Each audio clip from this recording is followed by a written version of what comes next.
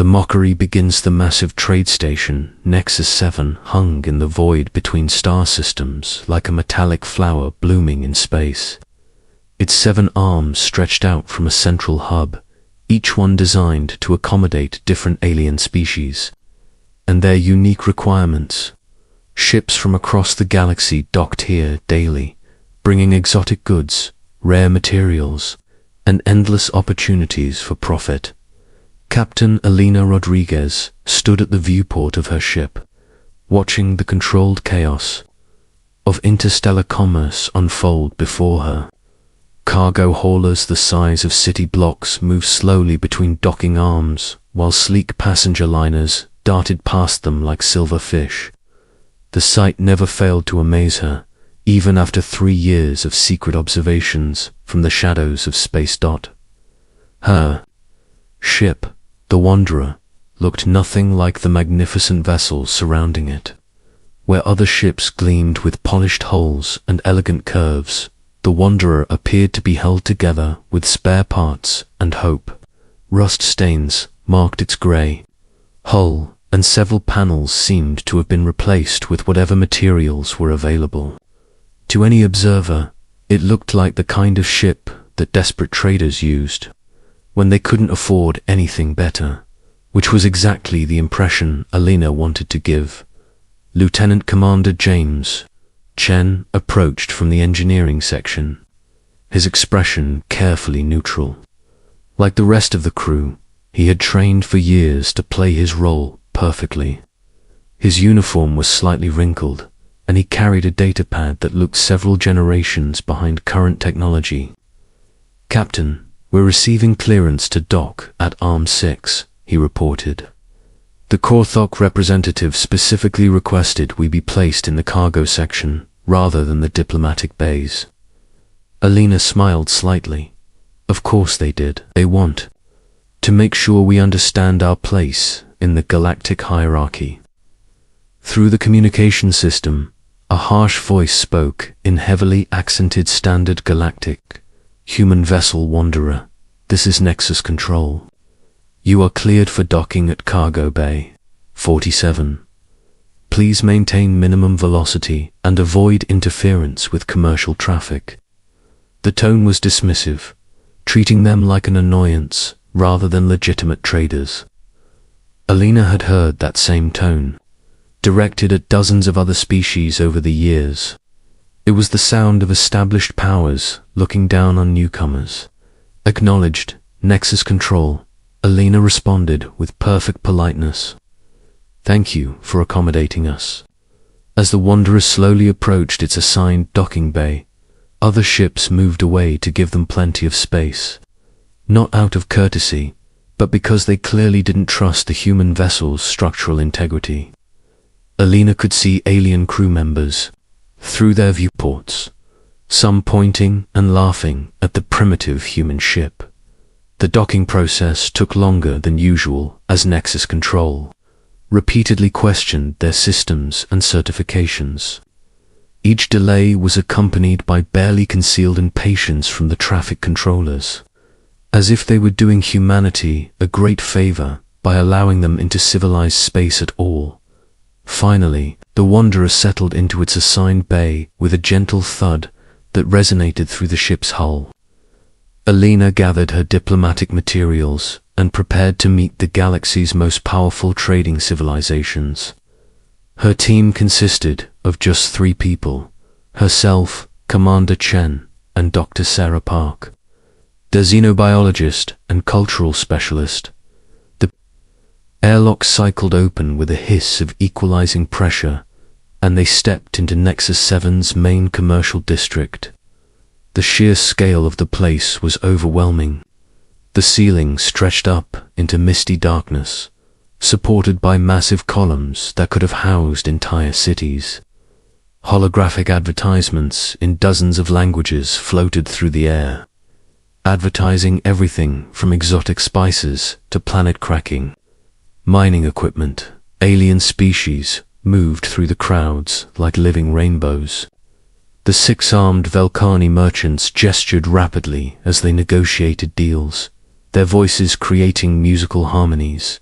Massive Gornash traders plodded along on four legs, their shaggy fur decorated with status symbols. Ethereal Confederation members drifted past like living crystals, their bodies catching and reflecting the station's lights in beautiful patterns. All of them stopped to stare at the humans. Alina heard whispers following them as they made their way toward the diplomatic quarter.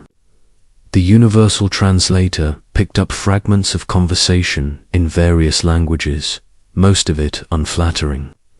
Look at their clothes, so primitive, I heard they still use chemical propulsion, 3 representatives for an entire species. How pathetic, double quotes, did you see their ship?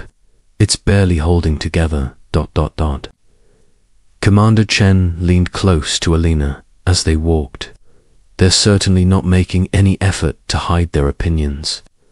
Good, Alina replied quietly. The more they underestimate us, the better.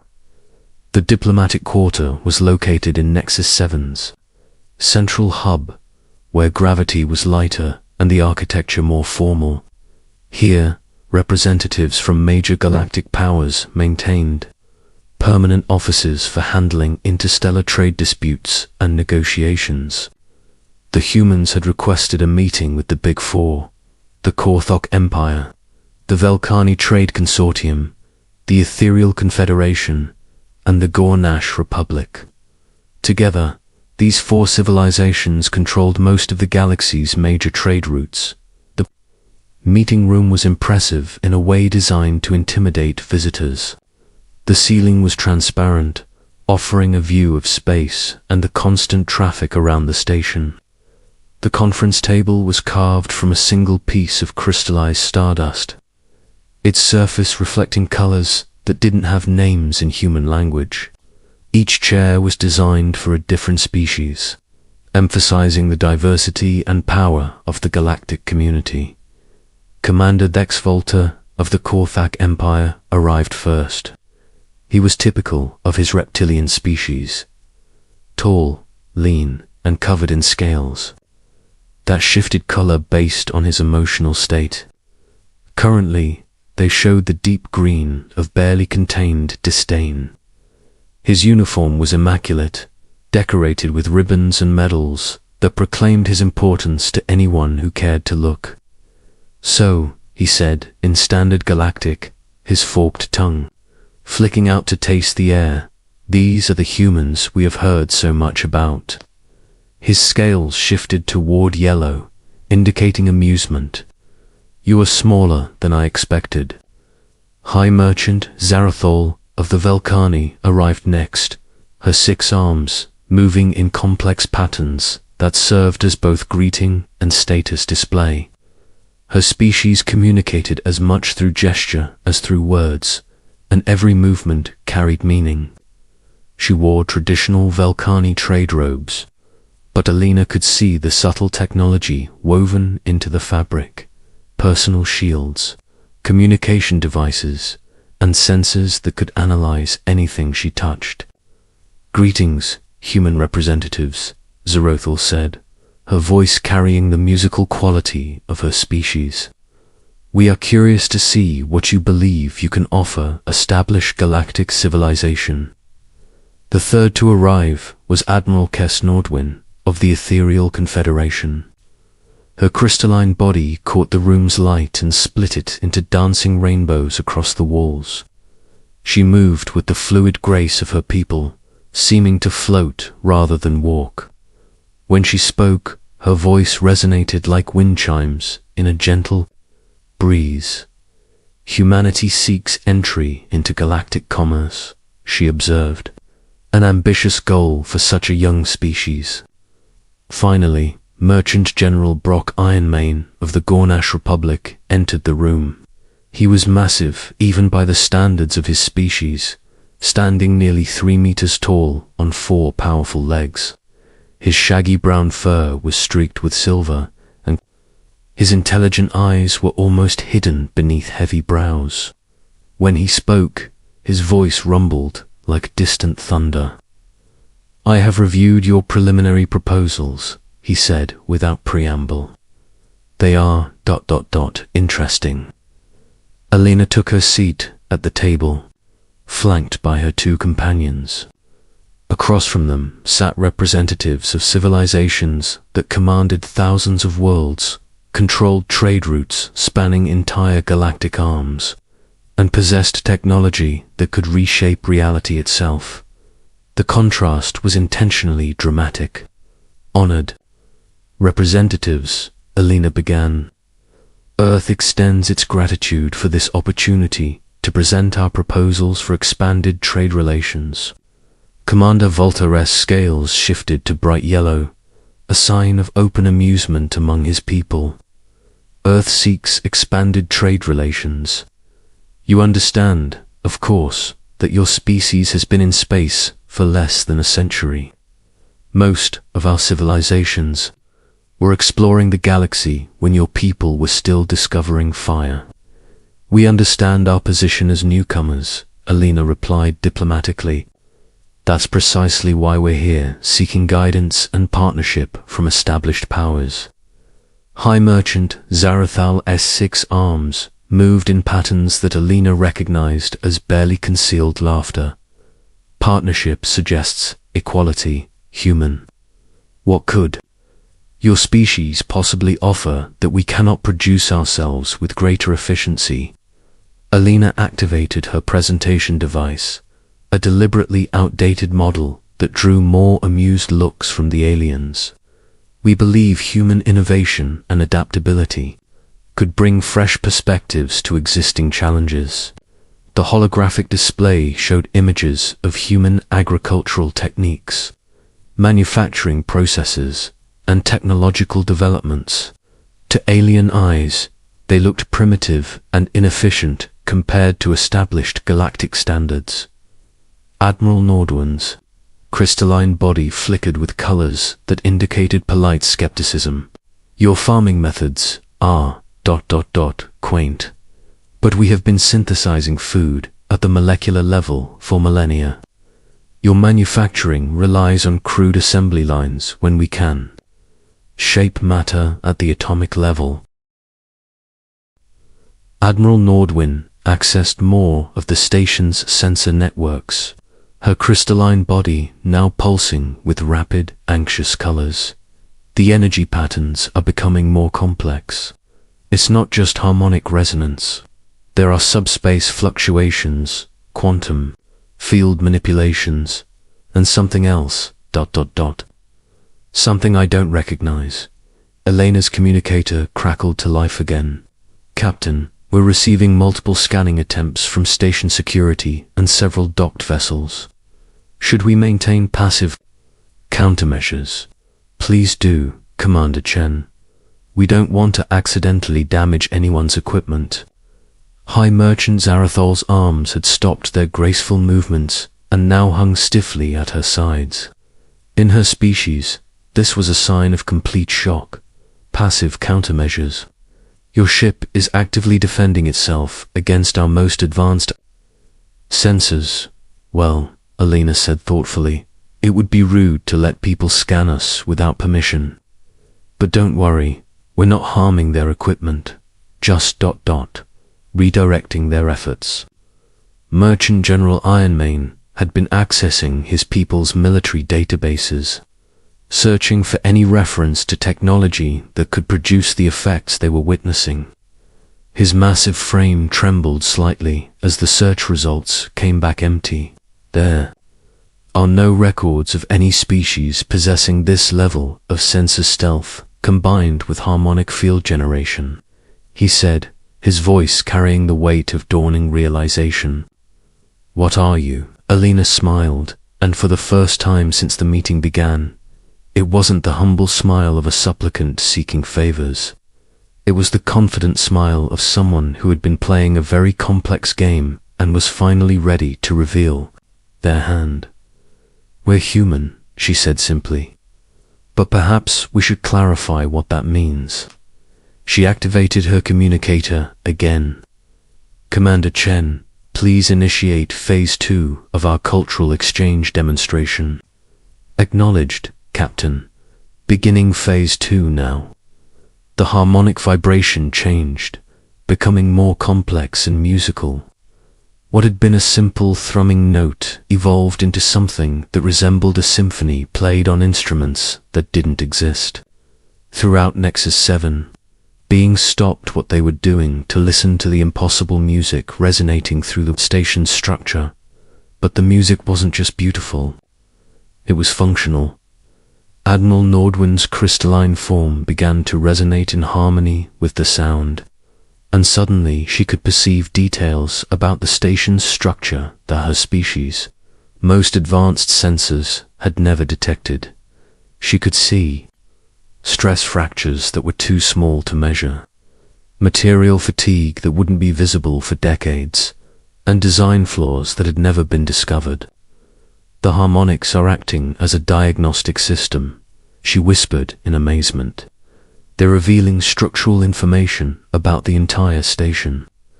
Commander Volta's personal scanner was now displaying readouts that made no sense according to established physics. This is impossible. The energy requirements for this kind of field generation should be enormous. Where is your ship getting the power? Elena's expression remained pleasantly conversational. Oh, we're not using very much power at all. This is actually one of our more efficient systems. High Merchant Zarathol finally found her voice again. Efficient? You're demonstrating technology that surpasses our most advanced research laboratories, and you call it efficient. Well, Elena said, efficiency is relative. This is actually old technology by our current standards. We developed harmonic field manipulation about 15 years ago. The silence that followed was profound.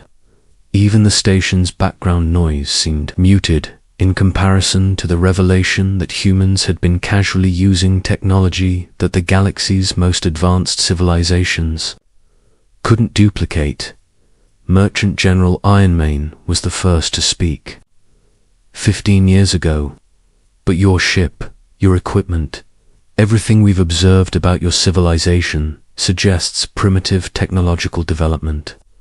Elena gestured toward the meeting room's viewport, where the Wanderer sat in its docking bay like a rusty, battered cargo hauler. Appearances can be deceiving. We've found it useful to let people form their own conclusions about our capabilities. Commander Chun's voice came through the communicator again. Captain, we're receiving urgent communication requests from over 200 vessels in the area. Station security is requesting immediate explanations for the harmonic anomalies. Please. Extend our apologies for any inconvenience, Elena replied. Assure everyone that all effects are temporary and completely harmless. She turned back to the alien representatives, who were all staring at her with expressions of dawning comprehension and growing alarm. Honored delegates, she said, I believe we may have started this conversation from incorrect assumptions. You've been evaluating humanity based on what you could observe with your sensors and intelligence networks. That's perfectly reasonable. However, you were observing exactly what we wanted you to observe.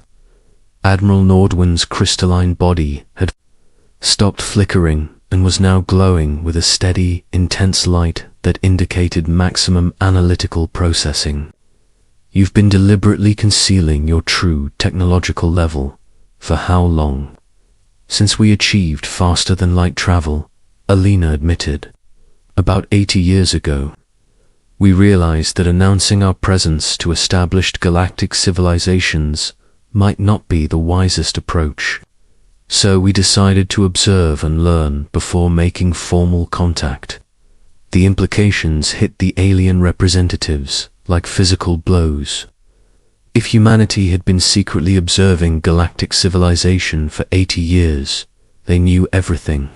Trade routes, military capabilities, political relationships, technological developments, resource locations, all of it.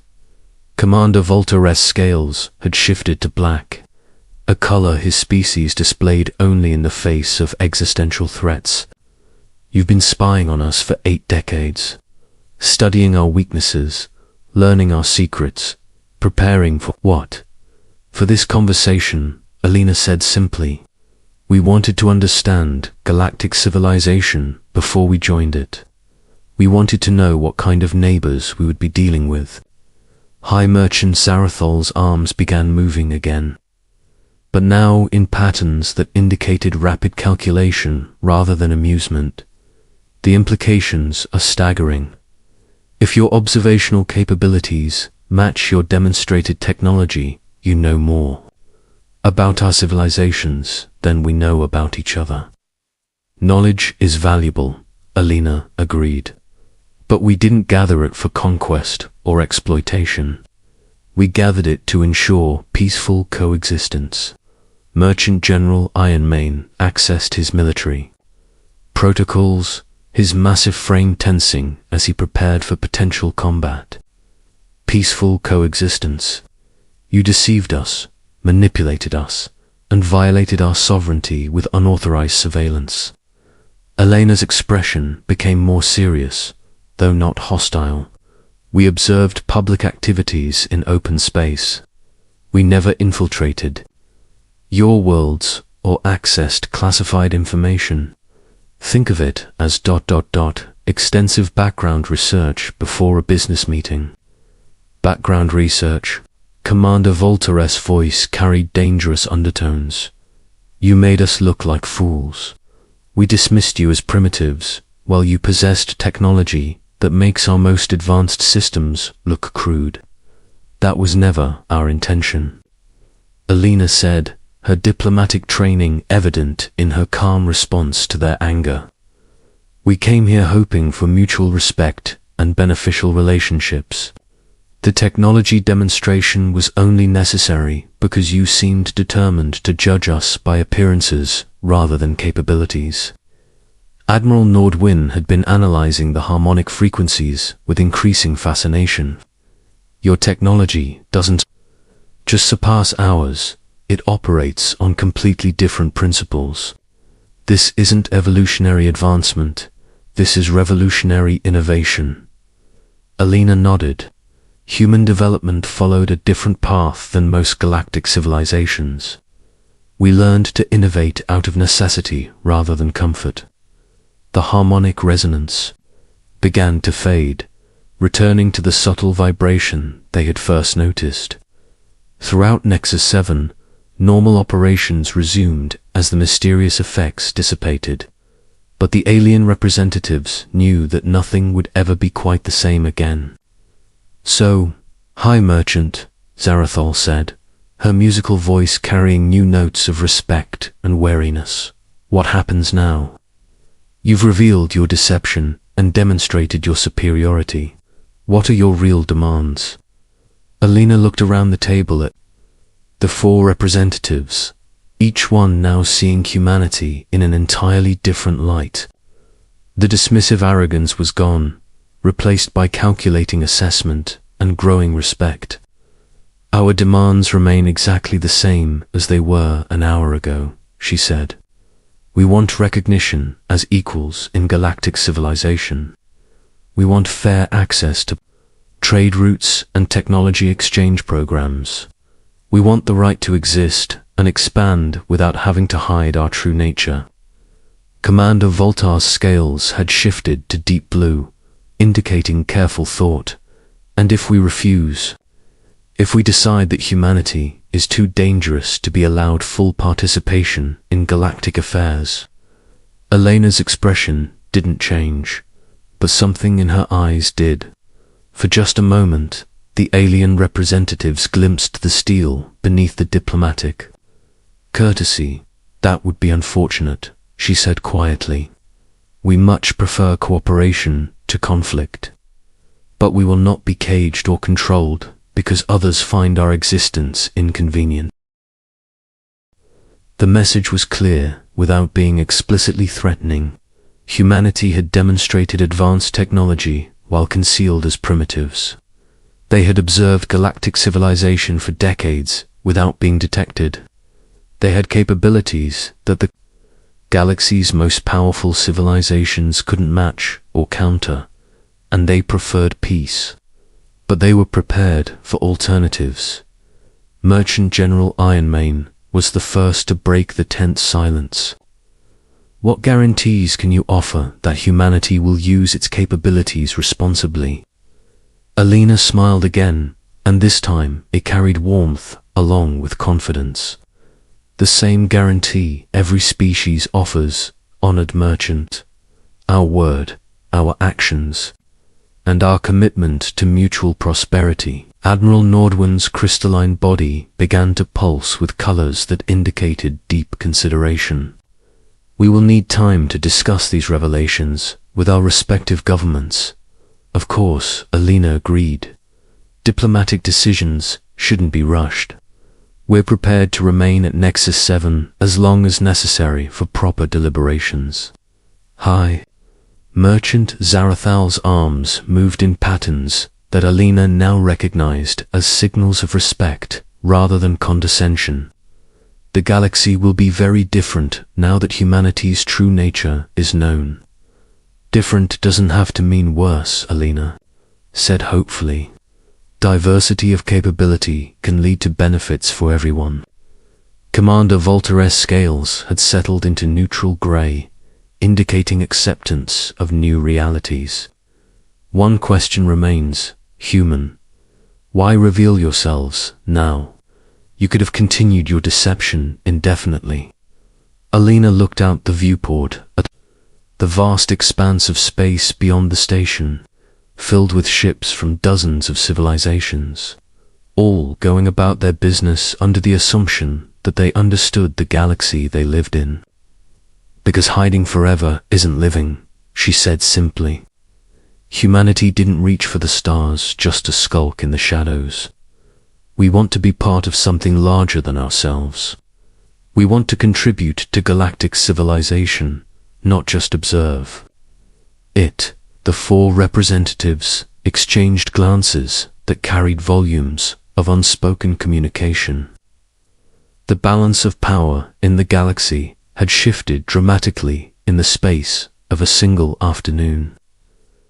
The primitive species they had dismissed with casual arrogance was actually a technological powerhouse that had been studying them for generations. Well, Merchant General Ironmane said, with something that might have been a chuckle, this will certainly make for interesting negotiations. Alina's smile became genuinely warm. The most interesting negotiations are between equals, honored merchant. Perhaps now we can begin. Outside the viewport, the Wanderer sat peacefully in its docking bay, looking exactly like the battered cargo hauler it had always appeared to be. But now the alien representatives knew better. Appearances could be very deceiving indeed, and humanity had just announced to the galaxy that they were ready to stop deceiving and start participating as themselves.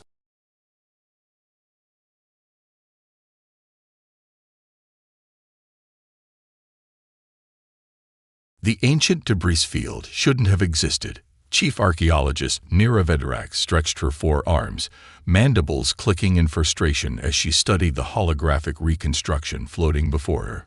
The fragment's atomic dating placed it at over 300 years old, decades before humanity had officially achieved faster-than-light travel.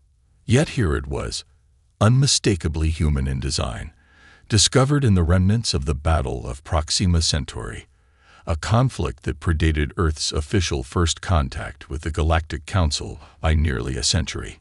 "Run the analysis again," she ordered, her iridescent scales reflecting the soft blue light of the research vessel's laboratory.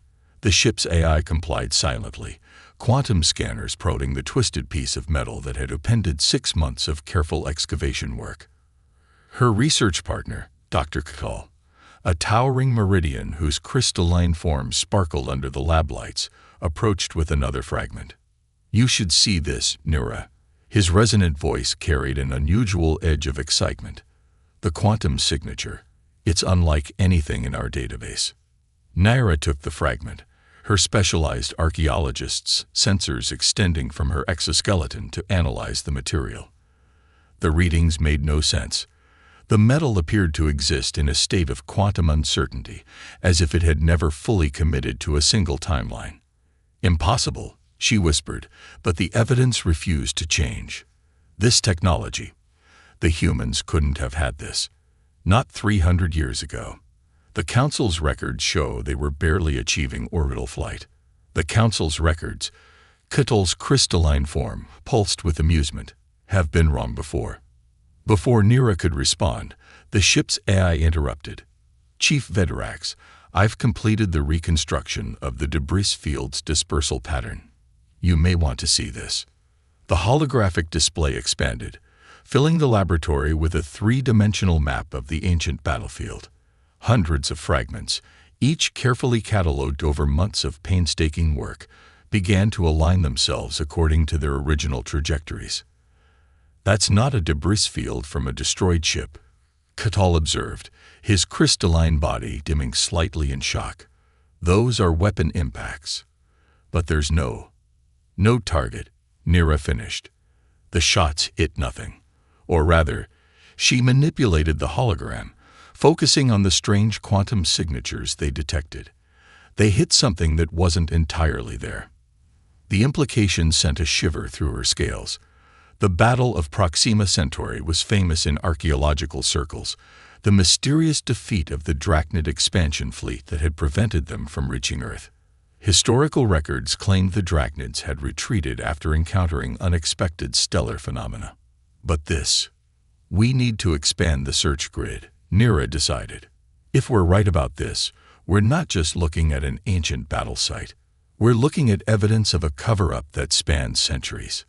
Over the next 3 weeks, Nira's team uncovered more fragments, each bearing the same impossible quantum signatures. But it was the discovery in Sector 7 that changed everything. "Chief." The call came from one of her junior archaeologists, a young sylphid named Ven. "We found something intact." The object was small, barely larger than Nira's palm. Unlike the other fragments, this one had survived relatively unscathed. As she held it, her sensors detected an active power signature. "It's some kind of recording device," Kettle analyzed, his crystalline form extending sensory tendrils toward the object. "And it's still functional." In 3 centuries of archaeological work, Nira had never seen ancient human technology in working condition. Their early attempts at space travel had been notoriously crude, with most artifacts deteriorating beyond recovery. With careful precision, they connected the device to their ship's systems, using quantum isolation fields to prevent any potential damage. The holographic display flickered to life, and Nira felt her heart skip a beat. The recording showed a massive starship, its design unlike anything in historical records. It seemed to flicker in and out of existence, appearing in multiple locations simultaneously.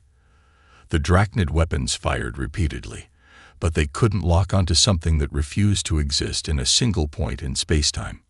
"By the first stars," Kull whispered, his crystalline form pulsing with intense light. "They had quantum phase technology, before first contact, before everything." Not just that, Nira pointed to the ship's markings. "Look at the designation." The enhancement showed a simple identifier, EDF-001, Earth Defense Force. Nira translated. Number 1. This wasn't just an advanced ship.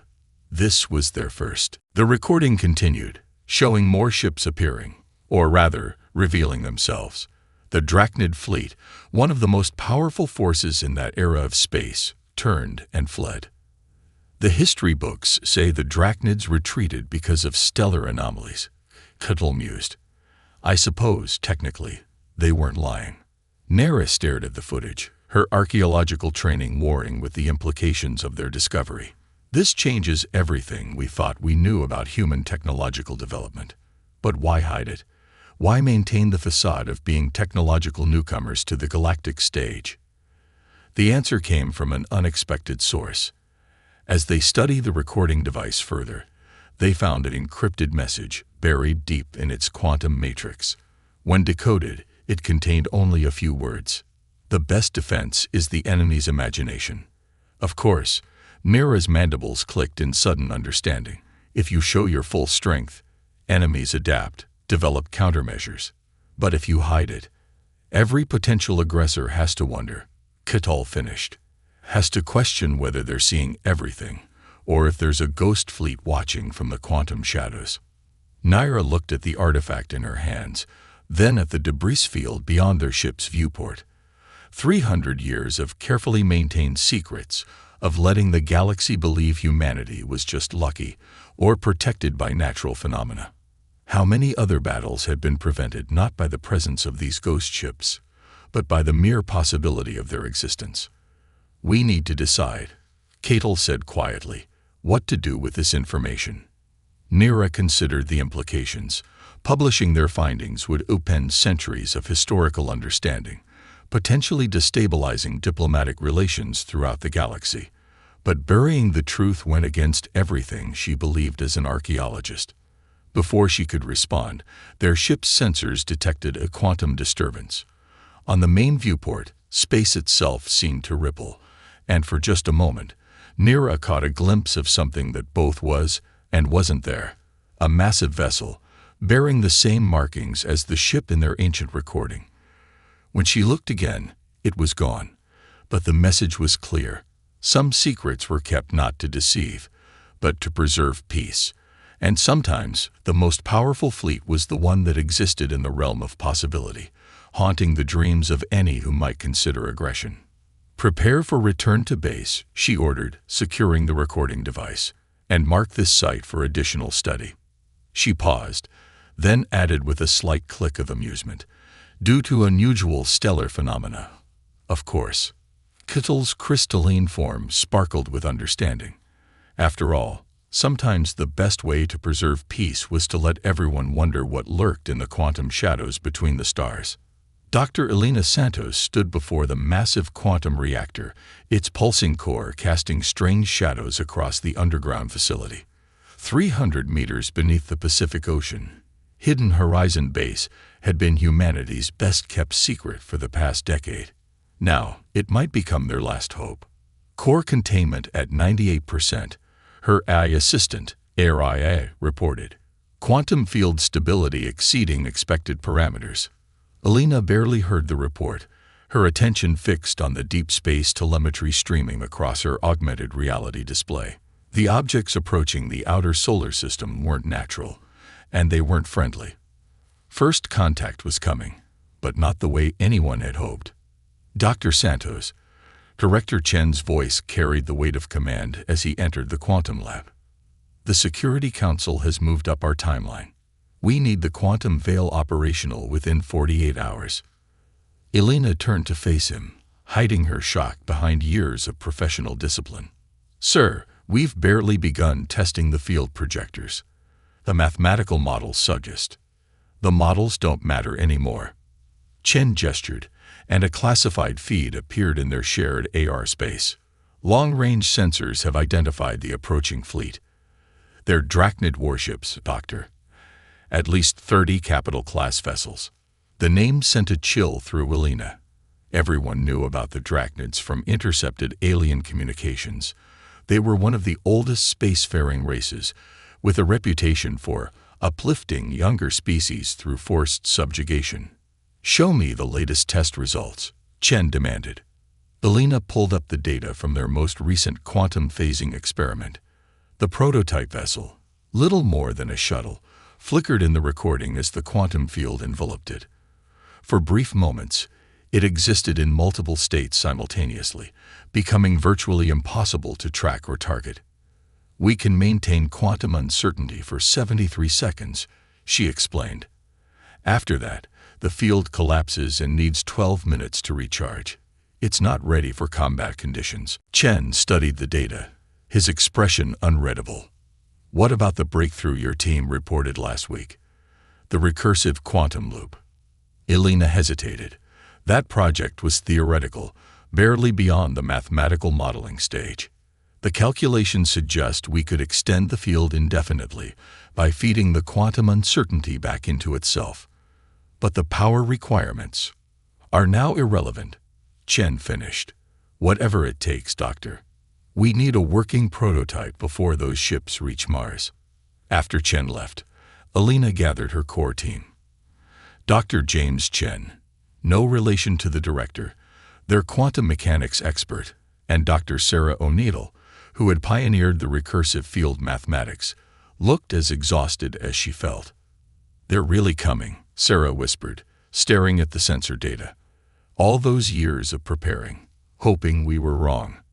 "We weren't wrong," James interrupted, pulling up their original calculations. "The quantum signatures we detected 15 years ago were proof. Advanced civilizations existed out there, and sooner or later, they'd find us. That's why we built this place." Alina nodded, remembering the day they'd first detected the anomalous quantum readings. Strange patterns in space-time that suggested something was using quantum mechanics in ways humanity had never imagined. Those discoveries had led to the Quantum Phasing Project. And now, HFY, she commanded, initiate full simulation of the recursive quantum loop. Remove all safety protocols. Show me what happens if we push it to theoretical limits. The AI compiled the simulation, and the results appeared in their shared workspace. The mathematics were beautiful in their complexity, a perfect loop of quantum uncertainty, feeding back into itself endlessly. There, Sarah pointed to a particular equation. If we modify the field harmonics to match the natural quantum fluctuations we detected in those original signals, the power requirements would drop by 60%. James finished, already running the calculations. The field wouldn't just make the ship uncertain. It would tap into the underlying quantum nature of space-time itself. Alina felt a familiar excitement building, the same feeling that had driven her team to push the boundaries of known physics. How quickly can we modify the prototype? The next 40 hours passed in a blur of activity. The entire facility operated at maximum capacity as they rebuilt the quantum core to accommodate the new design. Alina couldn't remember when she'd last slept, running on stimulants and determination. "Field initialization in 10 seconds, HFY announced. Through the reinforced observation window, Alina watched as the prototype vessel, now dubbed Phantom, sat in the massive testing chamber. If this worked, they would have created something unprecedented, a ship that could choose its own quantum state at will. 5 seconds. James and Sarah stood beside her, their faces reflecting the same mix of hope and fear she felt. Field active. The Phantom didn't disappear. It didn't flicker like in previous tests. Instead, it seemed to become more real, as if it existed in every possible state simultaneously. The sensor readings were off the charts, showing the ship occupying multiple positions in spacetime, each one equally valid. Power consumption at 20% of projected requirements, HFY reported. Field stability at 99.8%. No signs of degradation. Alina checked the chronometer. 2 minutes passed, then 5, then 10. The field held. "We did it," Sarah breathed. "It actually works." Before they could celebrate, Director Chen's voice came over the comm. "Dr. Santos, you need to see this." A new feed appeared in their AR displays. The Drachnid fleet had changed course, moving faster than expected. They would reach the solar system in less than 12 hours. "How quickly can we scale this up?" Chen asked. "The Security Council is asking about fleet-wide deployment." Alina looked at her team, saw the same determination in their eyes that she felt. "Give us 6 hours. We'll have the specifications ready for mass production." As her team rushed to prepare the technical documentation, Alina took a moment to study the Phantom. In creating a defense against invasion, they had stumbled upon something far more profound. The quantum veil wouldn't just protect Earth, it would change the very nature of space warfare. No longer would conflicts be decided by who had the biggest guns or the strongest shields. Now the advantage would go to those who could master uncertainty itself. And humanity, through necessity and innovation, had gotten there first. "Begin production of the quantum cores," she ordered, "and send word to the orbital shipyards. Tell them to prepare for immediate retrofitting of the defense fleet." The race against time had begun. But for the first time since detecting those mysterious quantum signatures years ago, Elena felt true hope. Humanity wouldn't just survive first contact, they would rewrite the rules of engagement for the entire galaxy. Captain Maya Chen checked the quantum field readings one final time as the EDF Shadow Weaver prepared for its first real combat deployment. The massive vessel, first of the true Ghost Fleet, hummed with barely contained power as its quantum core maintained the ship in a state of perpetual uncertainty. "All systems nominal," her XO, Commander David Rodriguez, reported from his station. "Quantum field stable at 99%. We're as ready as we'll ever be." Maya nodded, trying to project confidence she didn't entirely feel. The Shadow Weaver represented humanity's greatest technological achievement, a warship that could exist in multiple quantum states simultaneously, impossible to target or track. But today would be its first true test. "Status of the Drachnid fleet?" she asked. The tactical display showed 37 Drachnid warships approaching Mars orbit. They had ignored all attempts at communication, their intention clear: subjugate Earth and add humanity to their growing empire of protected species. "They're maintaining attack formation," Lieutenant Sarah Watson reported from sensors. "Energy readings suggest weapon systems are charging. They'll be in range of the Mars colonies in 17 minutes. Maya took a deep breath. Everything they had worked for came down to this moment. "Initialize quantum combat protocols. Prepare for phase shift on my mark." The bridge crew worked with practiced efficiency, each member knowing their role in the complicated dance they were about to perform. The quantum core's hum deepened as power built in the systems. "Captain," Rodriguez said quietly, "remember what Dr. Santos said. We don't have to beat them. We just have to make them question everything they think they know about us." Maya smiled. Her mother Elena's words had become something of a mantra among the Ghost Fleet crews. The greatest weapon is uncertainty itself. "Phase shift in 3, 2, 1, mark."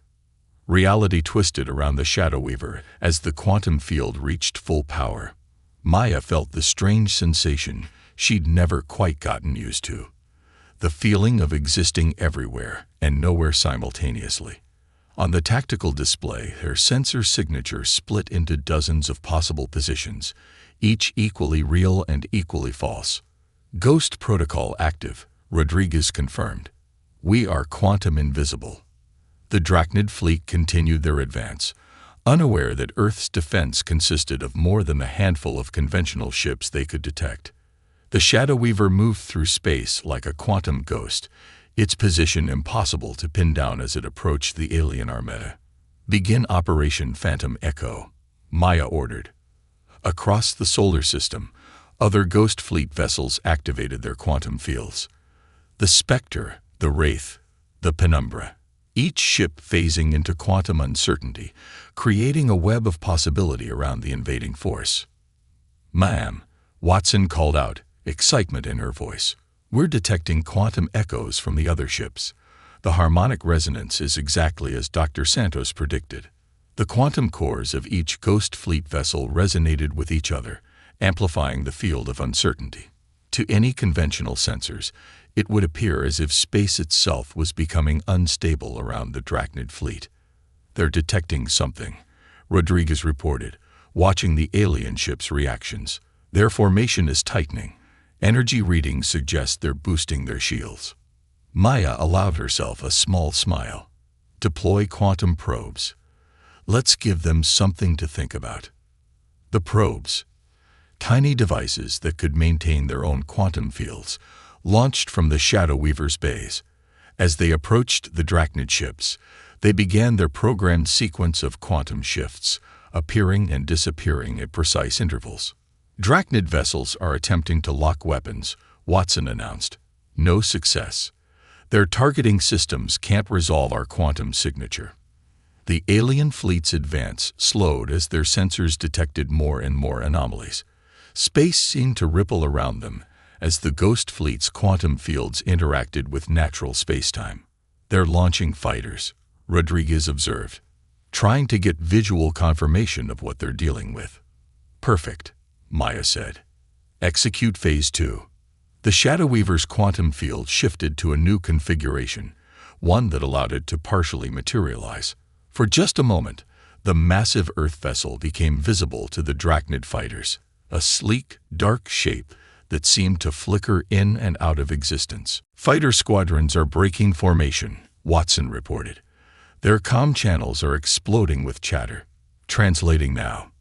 The alien communications painted a picture of confusion and growing alarm.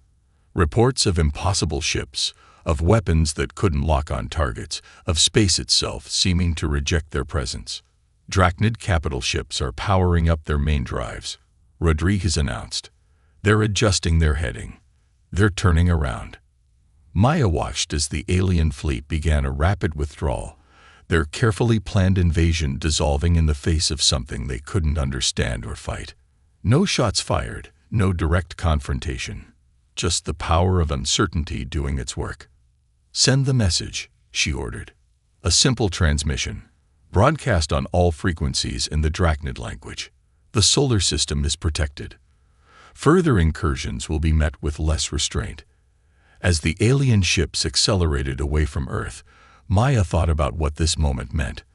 The Ghost Fleet had proven itself not just as a defense force, but as a completely new way of thinking about space warfare. They had defeated one of the galaxy's most powerful military forces without firing a single shot. "Stand down quantum combat protocols," she ordered. "Maintain surveillance position." The Shadow Weaver's quantum field adjusted, maintaining their invisibility while requiring less power. Around the solar system, the other Ghost Fleet vessels did the same, creating an invisible web of protection around humanity's home. "Send word to command," Maya said. "Operation Phantom Echo successful. The Ghost Fleet is operational." As her crew began their after-action reports, Maya pulled up an image her mother had sent her before the mission. The original calculations that had led to the quantum drive's creation. In trying to defend themselves, humanity had stumbled upon something that would change the galaxy forever. The age of conventional warfare was over. The era of quantum uncertainty had begun, and humanity had written its first chapter. Dr. Sarah O'Neill stared at the quantum signal analysis scrolling across her lab's holographic display, her eyes burning from hours of intense focus. After 5 years of leading the Ghost Fleet's quantum research division, she had thought nothing could surprise her anymore. She was wrong. "Run it again, HFY," she commanded. "Full spectrum analysis.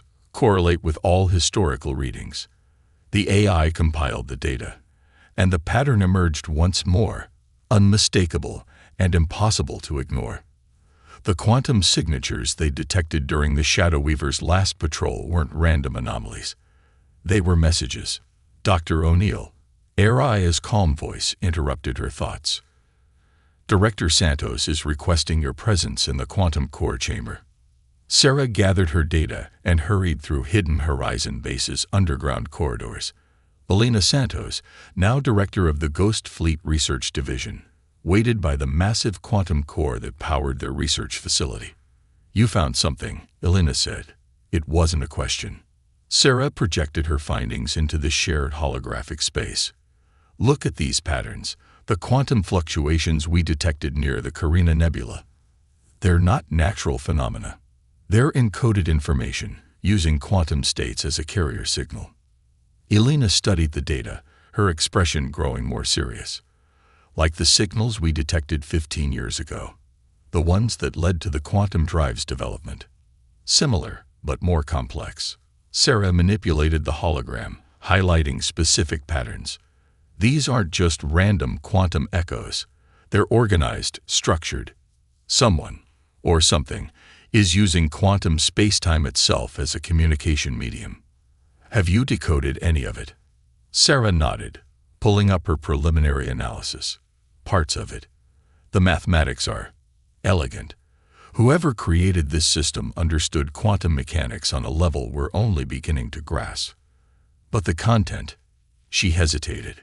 Show me, Elena insisted. The decoded segments appeared in the hologram. Star charts, quantum equations, and something else. Patterns that seemed to describe massive objects moving through space-time. They're warning us, Sarah said quietly. These messages, they're about something coming.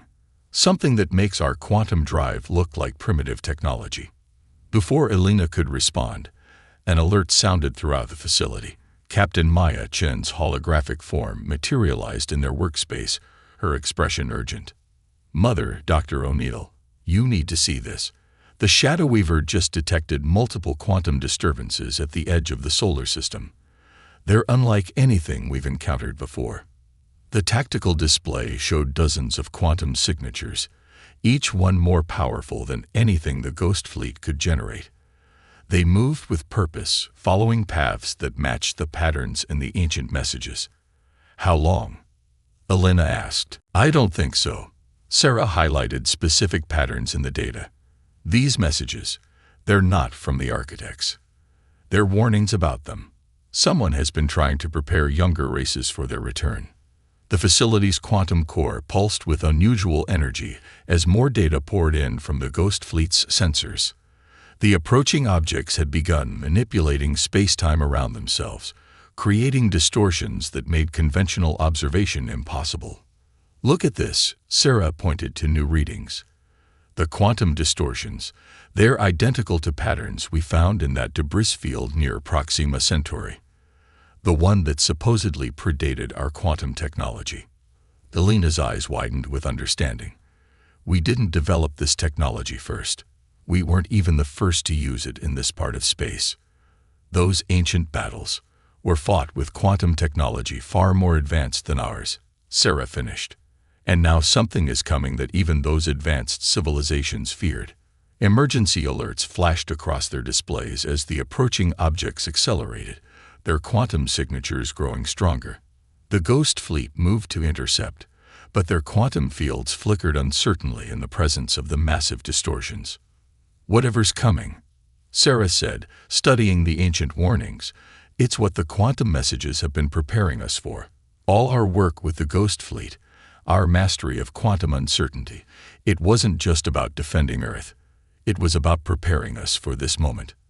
Elena stared at the tactical display, watching as humanity's greatest technological achievement faced something that made it look primitive by comparison. Then we better make sure we were good students, because I have a feeling we're about to be tested in ways we never imagined. The quantum core's pulse quickened as more data poured in, each new reading confirming what the ancient messages had tried to tell them. The game they'd been playing with quantum uncertainty was about to become far more complex, and the stakes had just become galactic in scale. The Shadow Weaver's quantum core pulsed with unstable energy as Captain Maya Chen watched the impossible unfold on her tactical display. The approaching vessels, if they could even be called that, existed in so many quantum states simultaneously that they appeared as storms of probability, each one large enough to engulf a planet. All Ghost Fleet vessels reporting similar quantum interference, Commander Rodriguez announced, his voice tense. Our phase fields are becoming unstable whenever we approach within 10,000 kilometers of the objects. Maya studied the sensor readings, remembering her mother's words about the ancient quantum messages. They're not trying to disable our quantum fields, she realized. They're trying to communicate through them. Captain, Lieutenant Watson called from her station. I'm detecting a coherent pattern in the quantum interference. It's similar to the encoded messages Dr. O'Neill discovered, but far more complex. Before Maya could respond, reality twisted around them. The Shadow Weaver's quantum field, instead of maintaining their state of uncertainty, synchronized with the massive distortions. For a moment, Maya experienced existence from 1,000 perspectives simultaneously. This is a test, she whispered, understanding flooding through her quantum-enhanced consciousness. They're not attacking. They're evaluating. Through the quantum connection, She sensed other Ghost Fleet ships experiencing the same phenomenon. The ancient entities weren't interested in their weapons or defenses. They wanted to know if humanity had truly grasped the implications of quantum technology. Deep within Hidden Horizon Base, Sarah O'Neill and Elena Santos worked frantically to understand the massive influx of quantum data. The base's core pulsed with unprecedented energy as it processed information that challenged their understanding of reality itself.